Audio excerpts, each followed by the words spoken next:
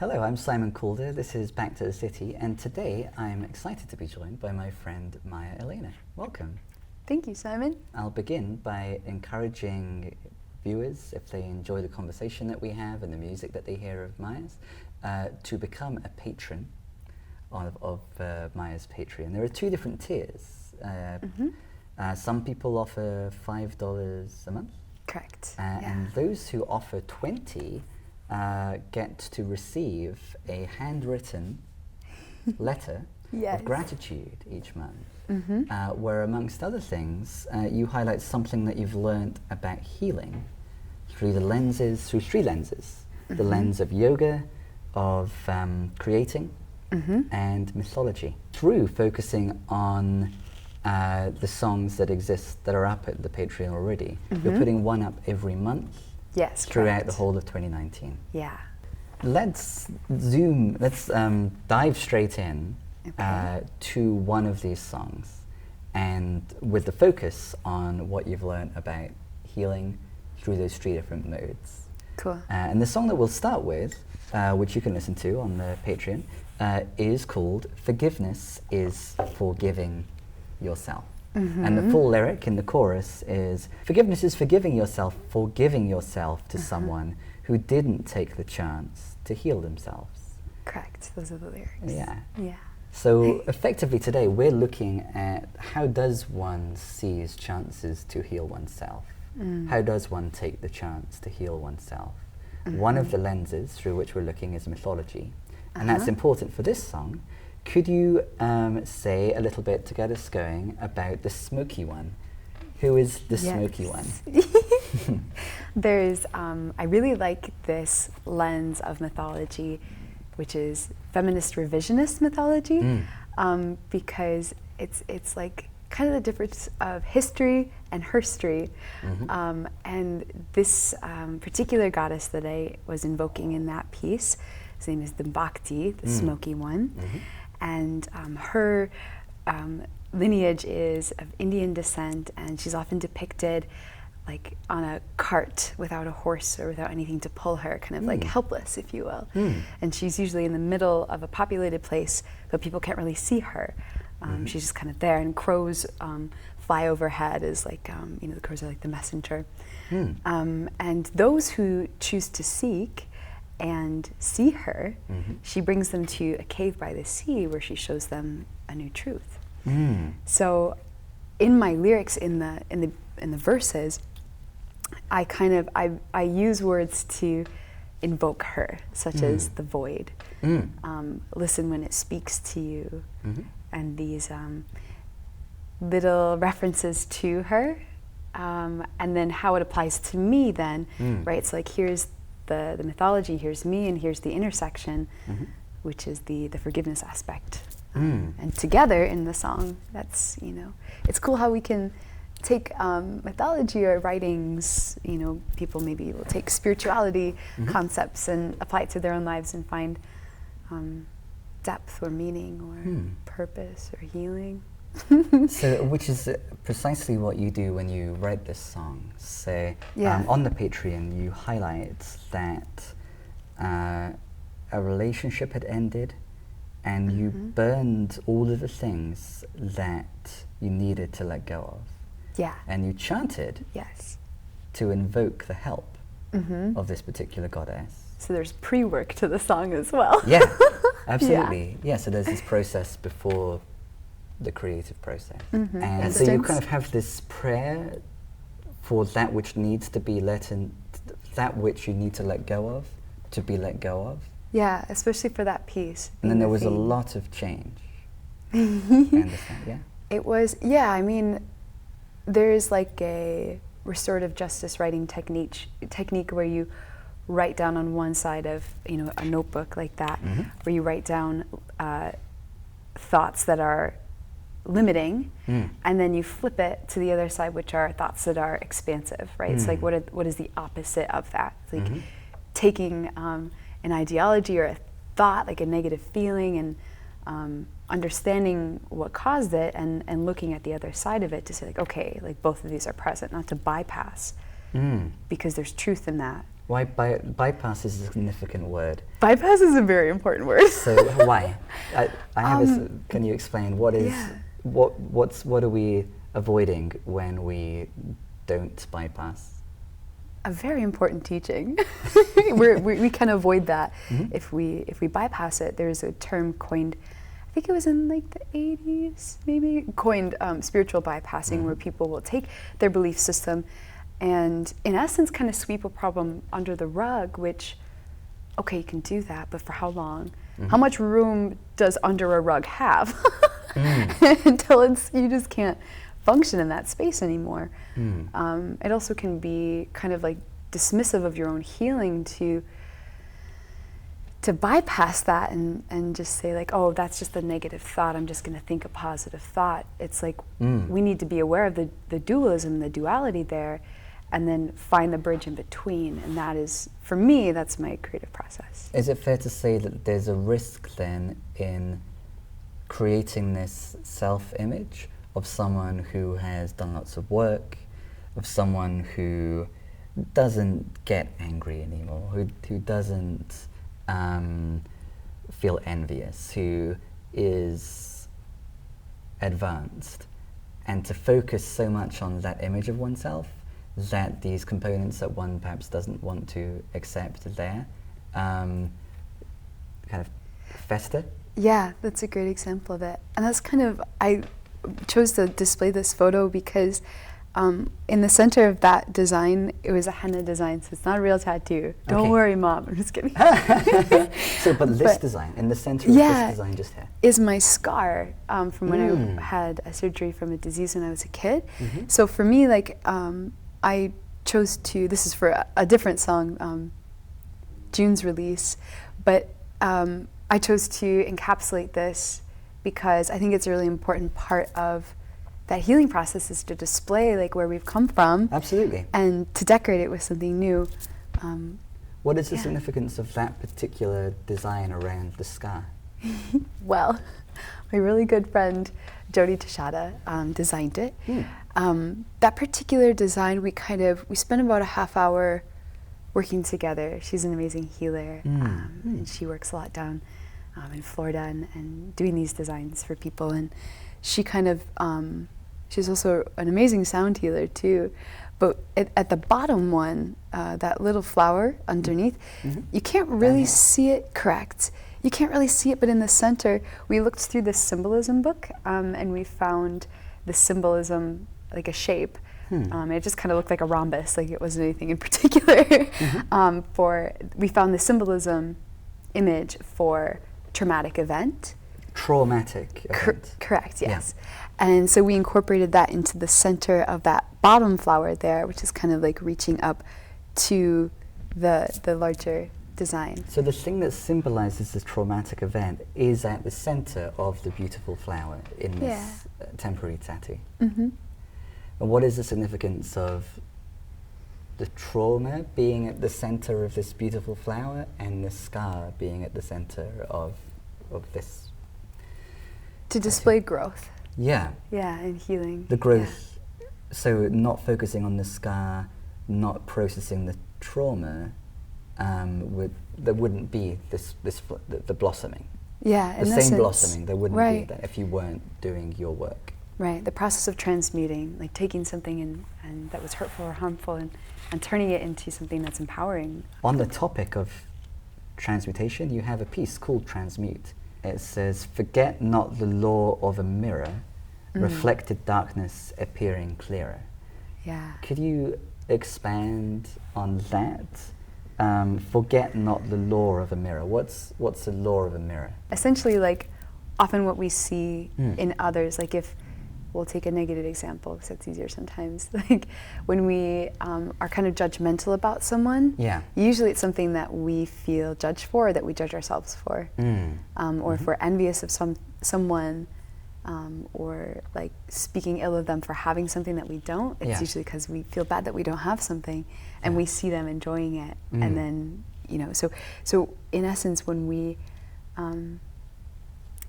don't clean our mirrors, we can project these little smudges, like of what we maybe don't work through onto others, kind of unsuspectingly. Yeah. Like so projections. Am I understanding correctly? If so, imagine I have the idea, oh, I can't stand that person, they're always making everything about themselves.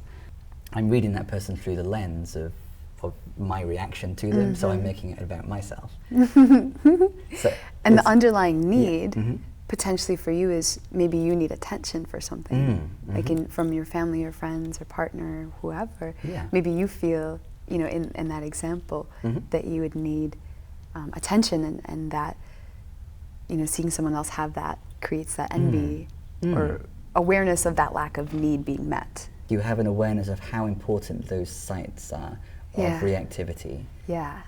If I'm understanding correctly, that's the site where healing can happen. Awareness. How so? What is it about that kind of moment? Yeah, I like, as I've been studying Hatha Yoga training out in California and Encinitas at Soul of Yoga, the biggest standout that I'm referencing here is there's the shifting from being asleep to awake to aware. And when we're asleep, sometimes we wake up and then we press the snooze button. And sometimes we do it a lot. Or we just unplug the alarm clock. We're like, I'm done, I'm going back to sleep.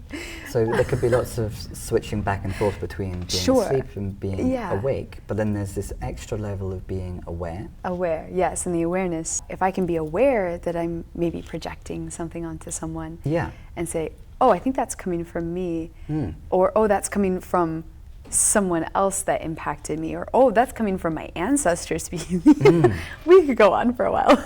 Yeah. So instead of being the person that's projecting, I can associate with or be the awareness of the projection. Right. And then in that you can say, oh, what is my underlying need not being met here? Or what can be growth in that moment? Going back to forgiveness is forgiving yourself.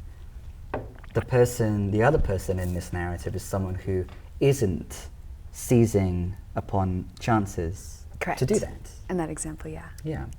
And it seems like across your, because you're going to become a yoga teacher, you're in the process of becoming a yoga teacher, Yeah. And it seems like through your yoga practice and through your songwriting, it really seems to me like your purpose is, let me know if this is right, is to alert us to where the possibilities for healing are. What are the chances? How do they present themselves for healing? This lyric that I sing with the band Wookiefoot. Yeah. It's just you just perfect. Casually highlight, they sing with the band Wookiefoot. It's a big thing. But they have this lyric that I sing on, I think it's in The Road. In the song called The Road? Yes. No, I apologize. It's in the song You're It. Okay. It's in there. It's, I am not a savior. I would not try to pretend that this is some kind of miracle, but I know where to begin. You just have to jump in. You just have to jump in. And I like that, that lyric that Mark wrote, because it's like, it's not I'm just making an example, I'm... I am not a savior, but I know where to begin. I'm not a savior, and I would not try to pretend that this is some kind of miracle, but I know where to begin. You just got to jump in. That's a really interesting, nuanced assertion. So nobody wants to be or come across as being a savior. Well, some people do. I do not want that. No. That's something that I'm reactive to, like the idea. But then, of course, if you are working on healing, and if you're sharing what you're learning about healing, there is a risk that you will come across as wanting to be, or like presenting oneself as a savior. And perhaps that's a projection too, of someone seeing that and maybe recognizing like a similar issue that maybe I've expressed. And a lot of people, like the feedback I receive from that is like, oh my gosh, this sounds so familiar, or whoa, this really helped me think through something, I appreciate that. Or I can't help but wonder if there's people that hear that don't reach out and think like, oh, and maybe project that moment of realizing that maybe there's some things they needed to to work through too. And like, oh, she's just trying to be this thing, you know, it can be a little weird to navigate. Being public about a healing journey, and creating art around that concept. But I like the emphasis though on knowing where to begin, and so new healing can happen if you just go back to this letting go, and doing the work, and not being too like self-aggrandizing about it, like overcoming this the part of you, one that does want to come across as a savior, like recognizing that ego. Yes, exactly. That's what that is, yeah. It? And that is somewhat miraculous, I think. The ability to just always go back. The fact that it's always possible to grow and to get beyond the internal turmoil or the interpersonal conflict by going back to this awareness. That awareness is the key. You were sharing some insights that you were having recently on social media regarding the creative process and yoga practice and how they're inextricably intertwined. You even said that perhaps you've accidentally remembered some quantum entanglement. So for people who are less involved in these kinds of processes, can you begin to unpack what that means? The idea that you may have accidentally remembered some quantum entanglement. It's like remembering to remember something. And so for me, that entanglement of that is the entanglement of what and what? Of the creative process and the yogic practice. It's so intuitively intertwined. And as I've been learning more form and philosophy and the anatomy behind is form like yoga. the terminology, the terms for what's happening at different moments in the yoga practice? Is that sure, like cueing and asana? Yeah, that the form is, you know, kind of like the 8-limb approach of, you know, or how to build a yoga class for someone. You know, like you don't want to just start with like a headstand. There's a form to approaching, holding 60 minutes or 90 minutes of space for an asana practice. So it's, there's form in that way, there's form in a lot of ways, but the form of the healing process really, or the form of reunion with self, that's really what yoga is. Reunion with self. Yeah. And that's happening through your creative process too. Yeah, absolutely. Would you say essentially that's what your creative process This is song about? is really about inner child work. Inner child work. Learn to swim is the picture that I had this associated with. I've been trying to find like a visual way to tell the stories, but this song, Learn to Swim, is about kind of like the Western healthcare system experiences with that, and you know, it's kind of like, well, at least I can write this song, you know, like just all of these existential problems and crises, this dread, and you know, navigating through all of that struggle, and landing on remembering, well, at least I can write this song. Yeah, and that's a big thing. And at least music won't treat me wrong. Yeah. You know? It's very explicitly about the Western healthcare system. In fact, the final lyrics are, the Western healthcare system won't prescribe a single thing that'll finally put my body, mind, and spirit at ease. Yeah. And yet in the chorus, you're reflecting, you have awareness about what's happening in the act of writing this song. Yeah. And you capture in the chorus, but at least I can write this song. Music won't treat me wrong. I like the shift, and there's been one shift so far in the chorus from I to music. So I can do this thing. So there's the emphasis on you actively writing this song. But then there's a shift from the focus on the I to the relationship with music, abstractly. Music won't do something bad to me. Music won't treat me wrong. And then there's the second shift to you.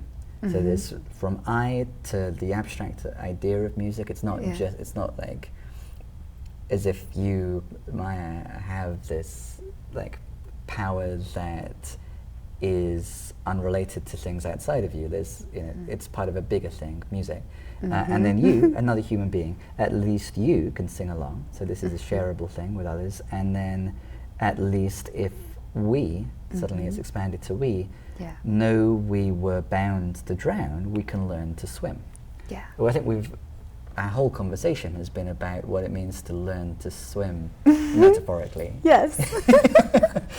And learning yoga and learning the songwriting practice, discovering, remembering one's own songwriting practices or just how to be.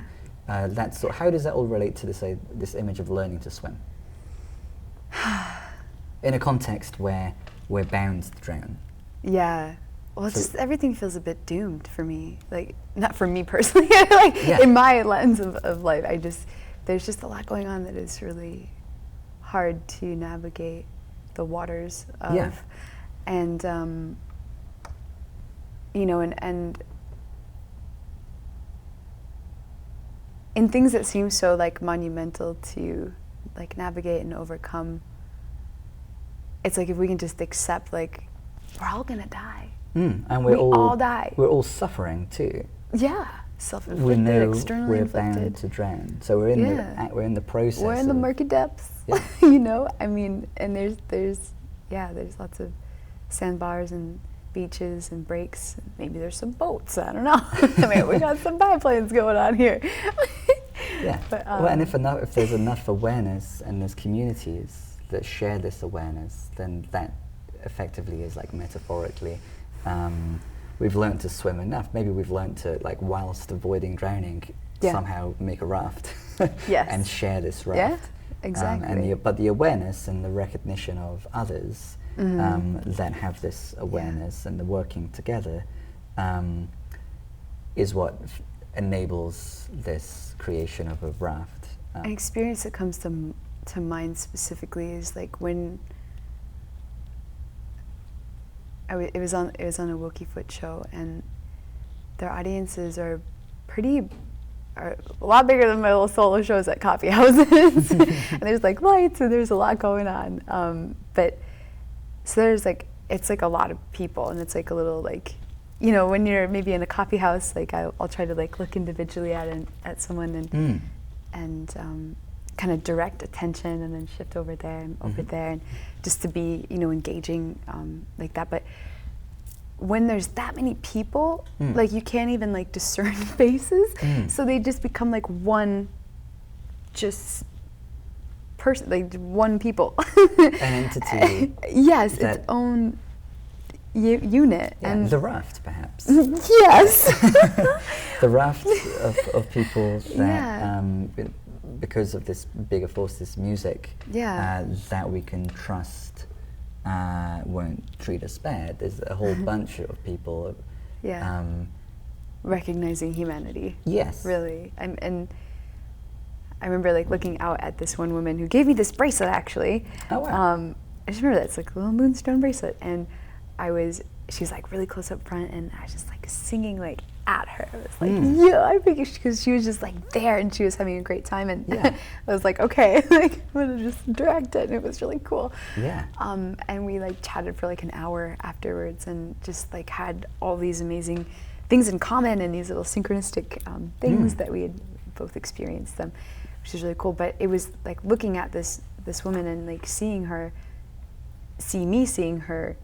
Like just this like and so on and so on. Acute awareness. Yes. Like when you see a clear mirror, like, you know, you can Yeah.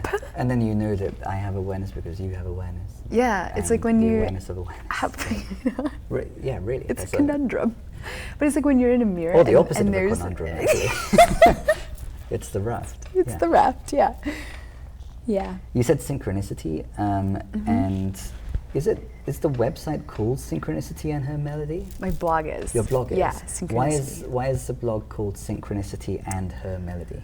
That's a great question. It was maybe like a 1 a.m. kind of decision, a delirious sleep state maybe, but no. Synchronicity and Her Melody, like I think that the like metaphysical aspect of like my writings needed to be represented, and then melody, like the music aspect, her, the femininity, so that kind of like trinity of three there. Yeah. I'm gonna quote another song I wrote that isn't recorded or published, is old, but it's the space in between that allows us to dream when the day is done. It's the death of the moon that makes room for the light of the sun. And really, that's it. It's like when we can honor like two opposing diametric forces, like a kitten playing in the Hiroshima atomic bomb site. That was real. For me, I found a way to jump right in the middle of it to myself, really. To jump into the center of this paradox. Yeah, I mean, what I knew is that I knew nothing. Dualism is very much the matrix, if you will. And if we can honor that, we can either go within and then up, or go up and then within. This reminds me of what you were saying about the spiraling. And in a piece called Illusion or Delusion, you talk again about paradox. Alas, within this paradox for years, I've dwelled one of revolving versus evolving. Nothing this yelled. So can you talk a little bit more as we approach the end, about this revolving versus evolving? Yeah, revolving being cycling on. Yeah. Might seem like a vicious cycle going nowhere. I'm just repeating the same mistakes. Or, that's. And like the way, on a musical basis, the way I'm trying to break a cycle, the release cycle can either be a vicious cycle or an opportunity to release a cycle. So the album or song, single release cycle, from creation to recording to publishing. So in yoga philosophy, creation, sustain, destroy, Brahman, Vishnu,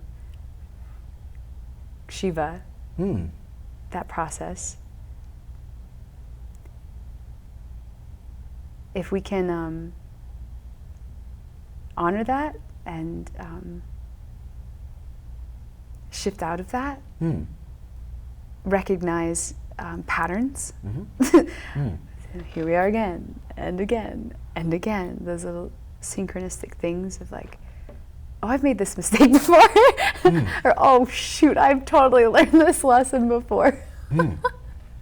If we can just like see that objectively and honor that and choose to spiral into the center of it, which in essence breaks it,